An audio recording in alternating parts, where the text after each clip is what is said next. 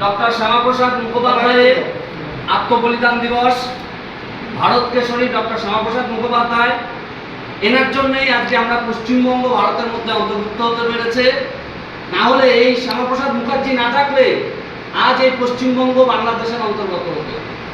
এনার জীবন দিয়ে ইনি আমাদের হিন্দুদের কথা মাথায় রেখে মানে আপ্রাণ চেষ্টা করেছে ইনি পশ্চিমবঙ্গকে ভারতের অন্তর্গত করতে, এবং করে গিয়েছে।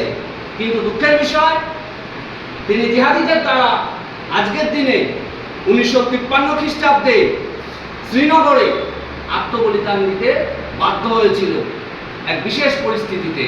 আজকে ওনার সেই আত্মবলিদান দিবস আমরা পালন করছি। ওনার প্রতিকৃতিতে মাল্যদান করছেন আমাদের দেবগ্রাম গ্রাম পঞ্চায়েতের প্রধান মাননীয় শিপ্রা বিশ্বাস মহাশয়া। শ্যামাপ্রসাদ মুখার্জি অমর রহে, শ্যামাপ্রসাদ মুখার্জি অমর রহে, শ্যামাপ্রসাদ মুখার্জি আমরা তোমায় ভুলছি না, ভুলবো না। এবার প্রতিকৃতিতে পুষ্পস্তবক করছেন মাননীয় উপপ্রধান মিহির রায় মহাশয়। শ্যামাপ্রসাদ মুখার্জি অমর রহে, শ্যামাপ্রসাদ মুখার্জি অমর রহে, শ্যামাপ্রসাদ মুখার্জি আমরা তোমায় ভুলছি না, ভুলবো না।